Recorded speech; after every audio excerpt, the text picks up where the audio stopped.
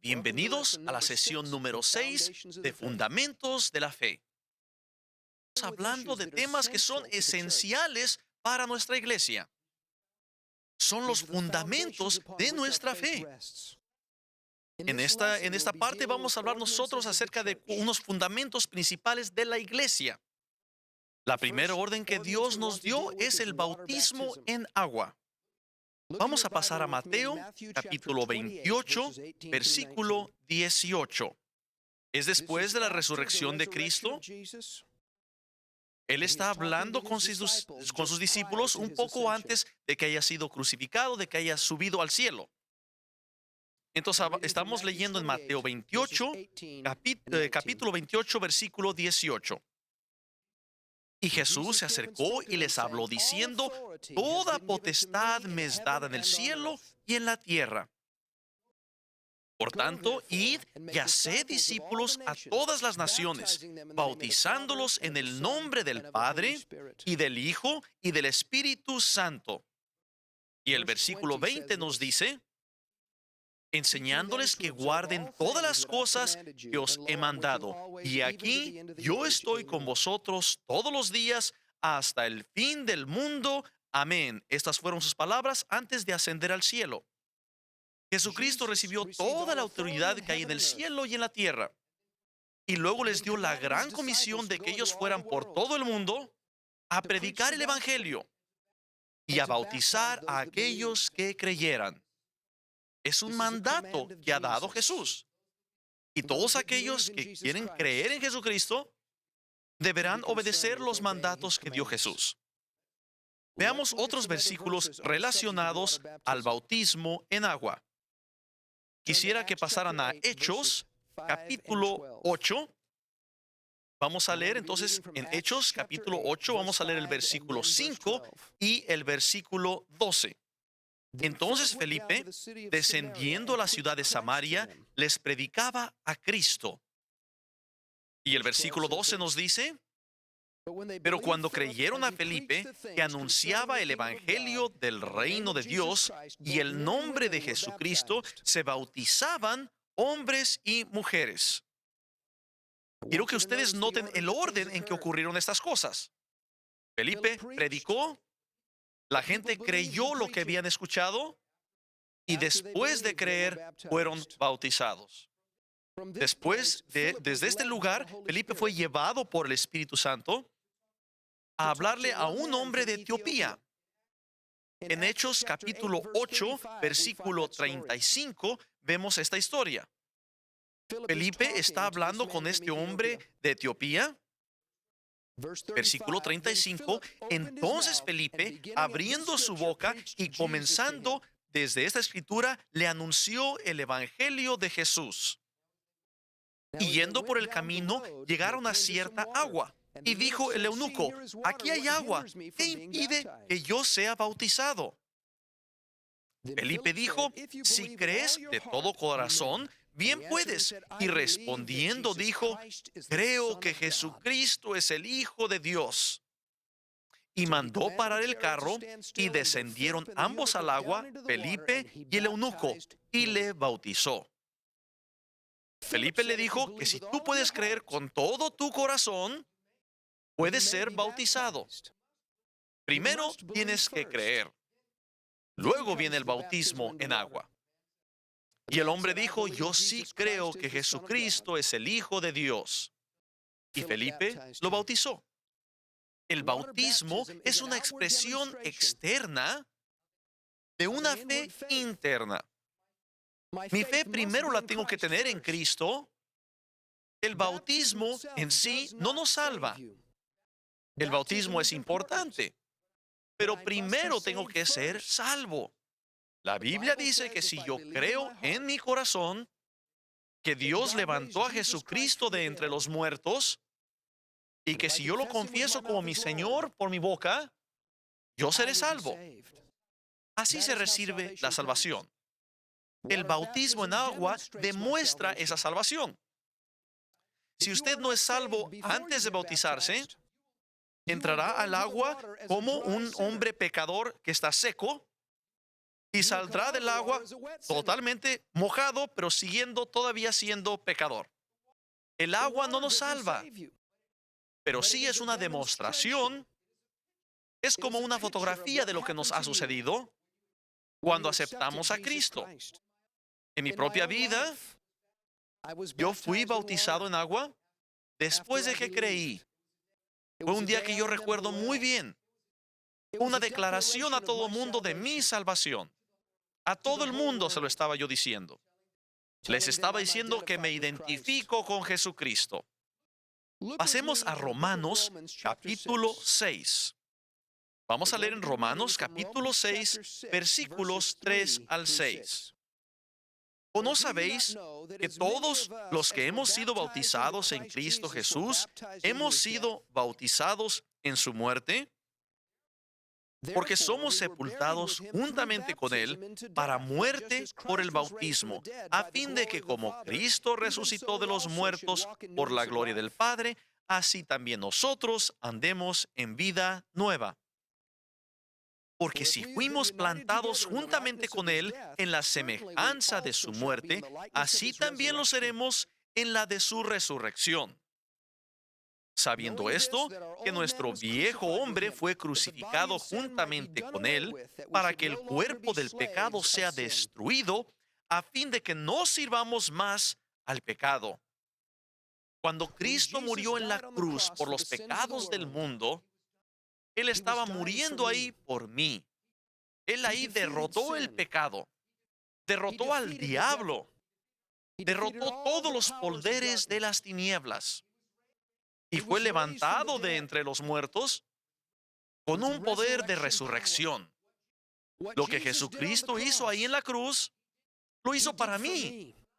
Cuando yo creo en Jesucristo, yo estoy haciendo una demostración de lo que Él hizo por mí. Al bautizarme en agua, yo al bajar al agua, es como un tipo de que me estoy enterrando. El viejo yo, la persona que yo antes era, cuando vivía en pecado, esa persona ya ha muerto. Yo ya acepté a Jesucristo. Ya no voy a vivir como antes vivía. Mi vida anterior está muerta y la he enterrado. La dejo bajo las aguas del bautismo. Cuando yo salgo del agua, me identifico con Jesucristo, quien resucitó de entre los muertos para mí. Y ahora yo puedo caminar en una vida nueva. Ya no bajo el poder del pecado, ya no bajo el poder de Satanás, sino con el poder del Espíritu Santo. Al ser bautizado yo en agua, le estoy declarando a Dios y al cielo, se lo declaro a todos los ángeles, se lo estoy declarando también a Satanás y a todos los demonios, le estoy declarando al mundo también, a mi familia, a toda mi comunidad, a todo mi pueblo, que yo soy una persona nueva ya en Cristo. Mis caminos de pecaminosos del pasado ya se acabaron. Ahora me estoy identificando con Cristo. Eso es lo que el bautismo está declarando. Y es importante que el cristiano lo haga. Algunos no quieren identificarse con Cristo, pero Jesucristo no quiere que vivamos nuestra vida cristiana en secreto. Quiere que se lo declaremos a todo el mundo lo que Él ha hecho por nosotros. Y el bautismo hace eso. La palabra que se utiliza aquí en la Biblia para bautismo significa literalmente el entrar o el estar inmerso. Por eso nosotros cuando bautizamos, no solo rociamos con un poquito de agua, sino que los sumergimos totalmente y los sacamos. Vemos en Romanos capítulo 6 que el bautismo es como un tipo de entierro. Cuando tú bautizas a alguien, cuando entierras a alguien, no solo le pones un poquito de tierra, pones todo su cuerpo abajo de la tierra. Mi vida anterior ya ha muerto totalmente. Como el bautismo demuestra nuestra identificación con Jesucristo, las personas primero tienen que tener fe en Cristo antes de bautizarse. De nada sirve el bautismo si primero no he aceptado a Cristo. Por eso nosotros no bautizamos a los bebés en agua.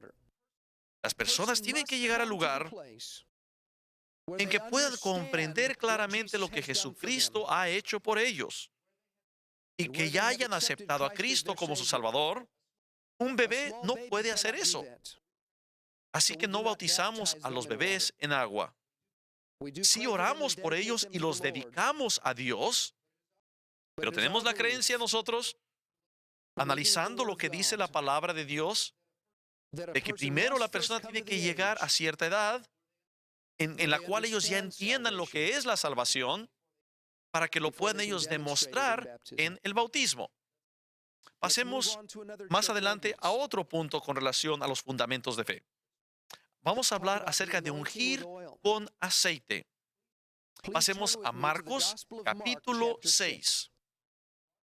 En Marcos 6 vamos a leer los versículos 12 y 13. Vamos a ver aquí acerca de ungir con aceite. Como se menciona aquí en el Nuevo Testamento, siempre está relacionado con la sanidad. Entonces, Marcos 6, versículos 12 y 13. Jesucristo ya ha mandado a sus discípulos a que ellos vayan a predicar. Versículo 12, y saliendo predicaban que los hombres se arrepintiesen y echaban fuera demonios y ungían con aceite a muchos enfermos y los sanaban. Así que vemos que los discípulos practicaban eso, ungían a los enfermos con aceite. Pasemos por favor ahora al libro de Santiago. Queremos leer en Santiago, en el capítulo 5, los versículos 14 y 15. Este es un libro que fue escrito para la iglesia. Dice lo siguiente en el capítulo 5, versículo 14 de Santiago. ¿Está alguno enfermo entre vosotros? Llame a los ancianos de la iglesia y oren por él, ungiéndole con aceite en el nombre del Señor. Y la oración de fe salvará al enfermo, y el Señor lo levantará. Y si hubiere cometido pecado, le serán perdonados. Nuevamente vemos aquí, con relación a la sanidad, vemos que ungían a los enfermos con aceite. Quiero que noten algo conmigo. No dice en ningún lado que el aceite estuviera sanando a las personas. Dice que la oración de fe es la que trae la sanidad. El aceite es simbólico de dos cosas. Número uno, es simbólico del trabajo que hace el Espíritu Santo al sanar. El Espíritu Santo es el que trae esa sanidad. Y también el Espíritu Santo, el aceite, es un símbolo del Espíritu Santo. Entonces, al ungir a alguien con aceite, estamos diciendo que estamos dependiendo del Espíritu Santo para que Él lo sane. Y la segunda cosa que representa el aceite es la entrega y es la consagración a Dios. Encontramos en todo el Antiguo Testamento que ungían ciertas cosas con aceite. Era una manera de dedicar o de consagrar algo para Dios. Esto nos dice que la persona que está buscando su sanidad deberá tomarse un tiempo para buscar en su corazón y preparar ese corazón para estar seguro que no haya nada que le estorbe entre ellos y Dios. Yo tengo que tener una vida consagrada a Dios. Mi corazón tiene que estar bien con Dios antes de que yo pueda recibir su sanidad. Otra cosa que yo quisiera mencionar, en el versículo 14 dice que la persona enferma llame. No decía que otra persona llamara en su lugar. La persona que tiene la necesidad en su vida debe de llamar a los ancianos por sí mismo. Eso le ayuda a demostrar su fe. Ha pasado en muchas ocasiones. Ha habido personas que me han llamado contándome de necesidades de otras personas. Y luego cuando yo llego para orar por esa persona, me doy cuenta que esa persona no está dispuesta a recibir su sanidad. No están listos para recibir su sanidad. Pero la persona que está anhelando por Dios y está llamando para que vengan los ancianos de la iglesia, ellos están obedeciendo la palabra de Dios. Y Dios sí llegará a ellos. Una tarde me hablaron por teléfono una mujer estaba aquí llamando a la iglesia y preguntó, ¿existe algún anciano ahí en su casa? Y yo sabía en mi corazón por qué estaba ella llamando. Le dije, ¿está usted enferma en su cuerpo? Y dijo, sí, yo estaba leyendo ahí en Santiago capítulo 5 que si yo llamara a los ancianos de la iglesia, ellos me ungirían con aceite y ellos orarían esa oración de fe, yo sería sanada. Le dije, voy para allá. Llegué a su casa, toqué en la puerta. Ella tenía muchos días de estar muy enferma, pero al entrar a su casa, yo sentía en la atmósfera que había fe. Ella había actuado basándose en la palabra de Dios. Yo llevaba una botellita con aceite, la ungí con aceite y oré por ella, y de inmediato Dios la sanó. Pues su fe, ella estaba actuando basado en la palabra de Dios. Nosotros oramos y Dios hizo el milagro. La palabra de Dios es para nosotros hoy en día. Nosotros debemos de saber, estar seguros de que sí es cierta. Y lo veremos que sí serán sanados los enfermos. Ahora quisiera hablar de un tercer fundamento de nuestra fe. Es un fundamento de la iglesia. Estamos hablando acerca de la última cena o de la comunión. Pasemos por favor a Primera de Corintios, capítulo 11. Voy a leer de Primera de Corintios, capítulo 11, los versículos 23 a 30. Porque yo recibí del Señor lo que también os he enseñado. Que el Señor Jesús, la noche que fue entregado, tomó pan. Y habiendo dado gracias, lo partió y dijo, tomad, comed, esto es mi cuerpo que por vosotros es partido. Haced esto en memoria de mí. Asimismo, tomó también la copa, después de haber cenado, diciendo, esta copa es el nuevo pacto en mi sangre. Haced esto todas las veces que la bebiereis en memoria de mí. Así pues, todas las veces que comiereis este pan y bebiereis esta copa, la muerte del Señor anunciáis hasta que Él venga. De manera que cualquiera que comiere este pan o bebiere esta copa del Señor indignamente, será culpado del cuerpo y de la sangre del Señor. Por tanto, pruébese cada uno a sí mismo y coma así del pan y beba de la copa. Porque el que come y bebe indignamente, sin discernir el cuerpo del Señor, juicio come y bebe para sí. Por lo cual hay muchos enfermos y debilitados entre vosotros, y muchos duermen. Según el versículo 26, al tomar nosotros de la cena del Señor, dice que estamos anunciando la muerte del Señor hasta que Él venga. O sea, estamos anunciando, proclamando lo que Él ha hecho a través de su muerte. Estamos demostrando de una manera externa una fe que llevamos por dentro, de que nosotros sí creemos en el sacrificio que hizo Jesús. Existen aquí dos elementos que presenta. Tenemos el cuerpo y la sangre. En nuestra iglesia tomamos jugo y galletas para representar el cuerpo y la sangre.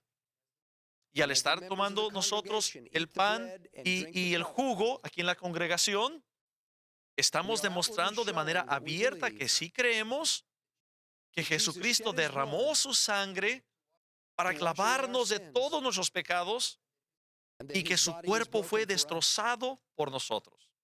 Una vez leí en un libro, fue escrito por un hombre que había pasado muchos años en la cárcel. Lo habían mandado a la prisión por su fe en Cristo y había muchos otros cristianos en la prisión con él.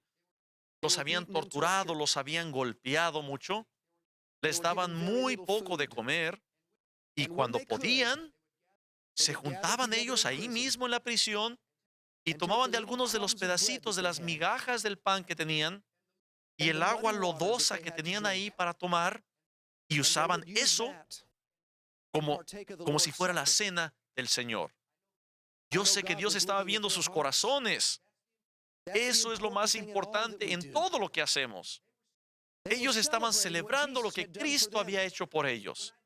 Cuando yo tomo del vaso, yo estoy declarando que yo creo que Jesucristo derramó su sangre y me ha redimido de mis pecados.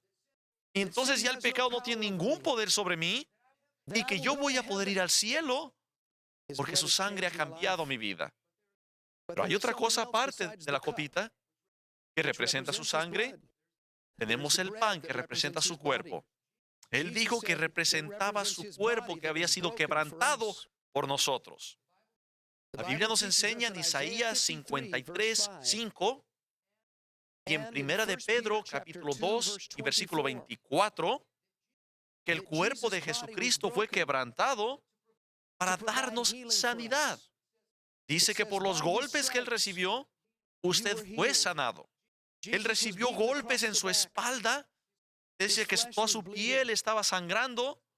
Y la Biblia nos dice que por ese acto nosotros podemos recibir la sanidad. La sangre nos proporciona la salvación para nuestro espíritu, pero su cuerpo quebrantado nos proporciona la sanidad a nuestros cuerpos. Y entonces nosotros, al compartir esa cena del Señor y al comer yo de ese pan, estoy demostrando de una manera externa de que yo tengo fe en lo que la Biblia me está enseñando. Que por los golpes que recibió mi Cristo, yo puedo recibir sanidad. Vamos a ver nuevamente el versículo 29. Porque el que come y bebe indignamente, sin discernir el cuerpo del Señor, juicio come y bebe para sí. Note que dice que si lo hace sin discernir el cuerpo del Señor. El siguiente versículo dice lo siguiente. Por lo cual hay muchos enfermos y debilitados entre vosotros y muchos duermen. Eso de que muchos duermen significa que muchos han muerto antes del tiempo, que murieron antes del tiempo que deberían de seguir viviendo. La Biblia nos dice que por no discernir el cuerpo de Dios, no decía que por no discernir su sangre. Recuerden que hay dos elementos en la cena del Señor. Todos los cristianos han discernido lo que significa discernir la sangre de Cristo. Entendemos que la sangre de Cristo nos ha lavado de nuestros pecados, pero también tenemos que entender por qué fue quebrantado su cuerpo. San Pablo, al estar escribiendo esto, lo estaba diciendo porque muchos en la iglesia de Corinto no entendían lo que significaba que su cuerpo había sido quebrantado. Y que por esa razón había muchos enfermos y muchos debilitados. Y dice, y muchos duermen. Si no entienden que por esos golpes que recibió Jesucristo reciben la sanidad, entonces no puede tener esa fe, no puede alcanzar y recibir esa bendición. Nosotros tenemos que predicar los dos aspectos de la redención de Dios. Hay otra aplicación que también podríamos dar a esto, que habla acerca del cuerpo de Cristo. Y cuando a veces no lo reconocemos totalmente. Vamos a pasar a Primera de Corintios, capítulo 10. Primera de Corintios, capítulo 10, versículo 16 y 17. La copa de bendición que bendecimos no es la comunión de la sangre de Cristo. El pan que partimos no es la comunión del cuerpo de Cristo. Siendo uno solo el pan, nosotros, con ser muchos, somos un cuerpo, pues todos participamos de aquel mismo pan. Esto nos enseña que no solamente simboliza el pan el cuerpo de Cristo quebrantado para nuestra sanidad, el pan también representa todo el cuerpo de Cristo que es la iglesia. Dice, nosotros somos un solo pan y un solo cuerpo. Lo cual nos enseña algo muy importante. No puede haber prejuicio o discriminación dentro del cuerpo de Cristo. Toda aquella persona que haya clamado a Cristo y lo haya aceptado, le han sido perdonados sus pecados. Yo no le puedo decir a usted que usted no es cristiano porque no pertenece a mi iglesia. Una vez escuché que un hombre dijo, si usted no pertenece a mi denominación, usted no es salvo. Él dijo que las únicas personas que verdaderamente eran salvas eran los que estaban en su denominación. Ese hombre no ha discernido bien el cuerpo de Cristo. Usted no puede decir que la iglesia cristiana es solamente europea y no africana. Usted no puede decir que la iglesia es nada más asiática y no latinoamericana. No importa cuál sea nuestra cultura, no importa dónde hayamos nacido, si yo he aceptado a Cristo en mi corazón, si usted ha aceptado a Cristo en su corazón, somos miembros del mismo cuerpo y podemos tener una comunión alrededor de Cristo. Tenemos que entender que el cuerpo de Cristo es uno. Jesucristo nos dijo: todos los hombres sabrán que ustedes son mis discípulos cuando vean que ustedes tienen amor entre ustedes. No hay lugar para la división entre el cuerpo de Cristo. No tenemos tiempo para estar peleando entre nosotros. Tenemos que predicar a Cristo a ese mundo que está muriendo allá afuera. Cuando nosotros tomamos de la institución de la cena del Señor, estamos anunciando que hay unidad en el cuerpo de Cristo. En nuestra iglesia acostumbramos tener la comunión una vez al mes. La Biblia dice que que quiera usted hacerlo, háganlo en memoria de mí. No nos dice cada cuando debemos de hacerlo. Nos dice cuando ustedes escojan hacerlo. Lo puede hacer una vez a la semana, lo puede hacer todos los días. Algunos predicadores van a las casas de sus feligreses y tienen comunión con la familia. Yo recuerdo una mujer que llamó aquí a la iglesia. Ella ya había cumplido los 100 años. Ella de joven había sido misionera a la China. Y ella dijo: estoy ahora ya en un hogar para los ancianos. ¿No sería posible que alguien viniera acá y que pudiera tener comunión de la cena del Señor con esa persona? Nunca lo olvidaré ese día. Yo fui y me senté al lado de su cama. Juntos tomamos de la comida de la comunión del Señor y ella empezó de pronto a cantar. Nos pusimos a glorificar al Señor. Estábamos celebrando lo que Cristo había hecho por nosotros. Un día maravilloso. La cena del Señor, la comunión, es uno de los fundamentos de la iglesia. Es la manera en que nosotros podemos anunciar lo que Cristo ha hecho por nosotros y podemos celebrar la redención que hemos recibido. La cuarta cosa que quiero presentarles es la imposición de las manos. En Hebreos capítulo 6 dice lo siguiente: que el imponer las manos es un fundamento, es una doctrina de Cristo. Y en el Nuevo Testamento vienen varias razones de esto. Hay varias razones por las que debemos de imponer las manos sobre los enfermos. Veamos Lucas capítulo 4. Lucas capítulo 4 y versículo 40. San Lucas capítulo 4, versículo 40. Al ponerse el sol, todos los que tenían enfermos de diversas enfermedades los traían a él, y él, poniendo las manos sobre cada uno de ellos, los sanaba. Algunas veces Cristo sanó a los enfermos poniendo las manos sobre ellos. Como creyentes nosotros de Jesucristo, se nos ha dado el mandato de que hagamos nosotros lo mismo. Veamos ahora Marcos capítulo 16. Voy a leer en San Marcos capítulo 16, versículos 17 y 18. Y estas señales seguirán a los que creen. En mi nombre echarán fuera demonios, hablarán nuevas lenguas, tomarán en las manos serpientes, y si bebieren cosa mortífera, no les hará daño. Sobre los enfermos pondrán sus manos y sanarán. Jesucristo dijo que los creyentes pondrán sus manos sobre los enfermos.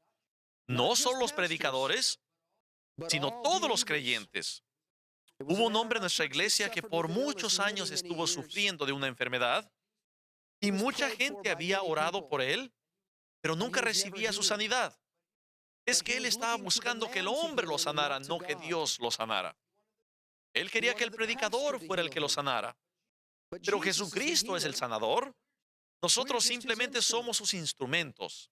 Una vez en un servicio, les pedí a las personas, a los creyentes, que ellos impusieran las manos sobre las personas cerca de ellos y que oraran por los diferentes enfermos en la congregación. Un hombre joven puso sus manos sobre este señor y de inmediato fue sanado. después de años y años de sufrimiento. Él dijo, ¿sabe qué, predicador? Yo ni siquiera sé quién fue el que oró por mí. Por fin había puesto sus ojos en Cristo. Y Jesucristo utiliza a la gente que cree en Él. Si usted es un creyente, Dios lo puede utilizar a usted también.